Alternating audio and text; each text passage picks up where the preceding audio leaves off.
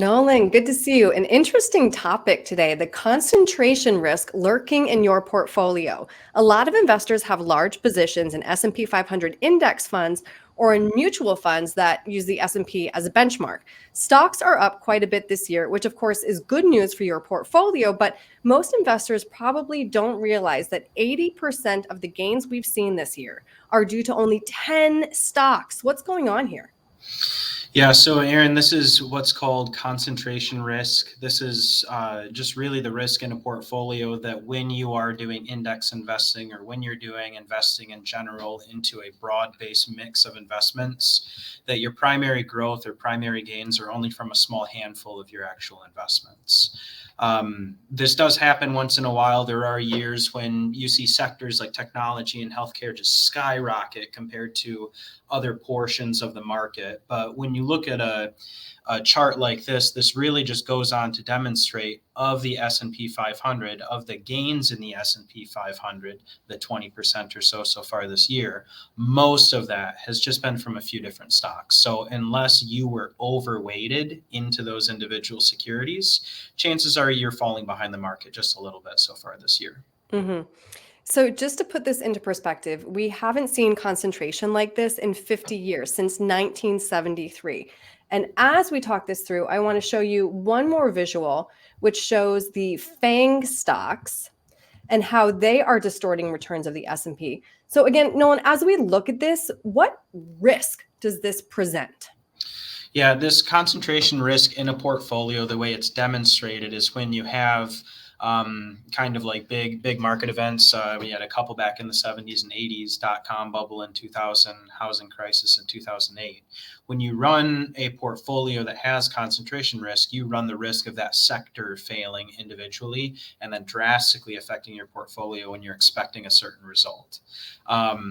We've been talking to clients a little bit more frequently lately about what's called sector recessionary periods, where maybe just different parts of the market experience recessions instead of the broad-based market. So this can often affect a portfolio that's overweighted in certain securities. So if you've kind of been chasing gains this year and you've overweighted into some of these, it could be a good time to rebalance out of some of them. Okay, that's a good strategy. I do want to talk through a couple other suggestions you have to manage any potential volatility. And the first tip is simply to reduce concentration. Yeah, reducing concentration, a very simple way of doing it. If we were to talk about the S&P 500 today and say that the S&P 500 has concentration risk, but the investor likes indexes, you can just go reduce concentration in the S&P 500 and pick a different index. There are a lot of different stock market indexes, some that are matched to commodities, some that are matched to real estate. And you can go reduce concentration just by picking different investments, locking in some of those gains, and then maybe purchasing during a correctionary period. And second, you suggest considering hedged equities or buffered ETFs. Yeah, and a hedged equity, Erin, that would be, or a buffered ETF. It would kind of be like investing in the S&P 500 into one of these indexes, but with some sort of loss prevention on the downside in favor of a capped upside. So maybe on a year-to-year basis, a hedged equity fund may protect 20% of your market declines in favor of only giving you a max return of 15% over a calendar year. Okay. So that would be an example of maybe buffering your returns so that your risk is a little bit reduced.